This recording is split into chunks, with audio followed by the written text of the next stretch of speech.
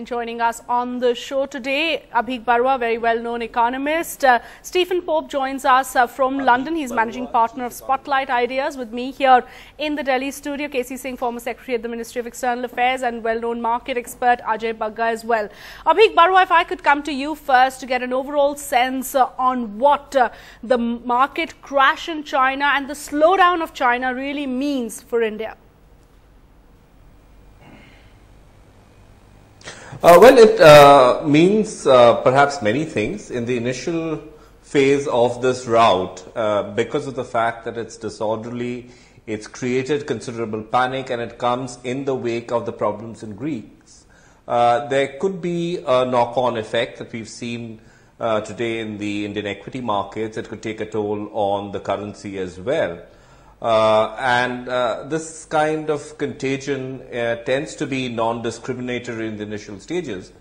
But once investors get around to accepting the fact that what is bad for China is perhaps good for India in terms of the impact on commodity prices, the possible reallocation of money from China to India, to different asset classes, equities and bonds, then perhaps in the slightly longer term, India would tend to benefit.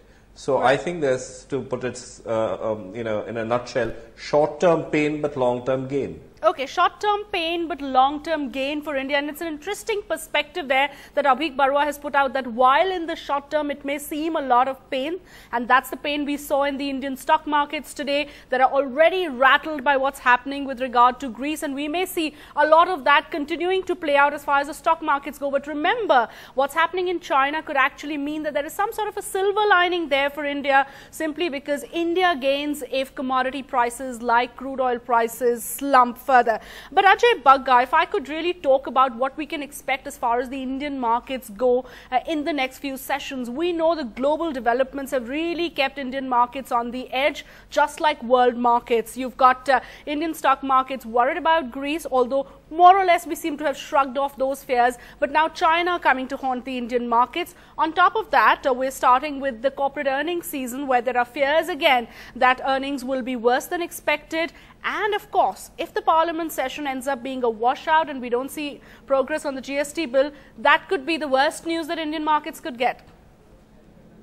Yeah, Shweta, that's a very good summary. Actually, the markets are very delicately poised. We have seen over the past 3 months, March 7th was the last peak when we were near to 9,000 on the Nifty. And since then, we have seen the markets trade in a range between 8,000 to 8,500. They get tired around 8,500. The catalysts or the pointers which lead the market downwards seem to change with time. This time it's China and Greece. But overall, we have seen that the markets are showing a lot of exhaustion and not too much of conviction to really break through on the higher level. And that could, the main reasons could be more internal, that we have not really progressed on the reforms front, and earnings still are very subdued. This quarter again, we expect that on a year-on-year basis, Sensex companies will show earnings degrowth of nearly 6%. So right. -6% on Sensex. And China overall, as Abhik was also mentioning, the short-term impact is very much there, Shweta. What happens is emerging market contagion comes in. Whenever you have a big economy like this impacted, India also gets impacted. Today, if you study the Asian markets, Indonesia or Thailand did not fall as much as India. And the bigger reason for that is India is a liquid market. You can take out your money as and when you want.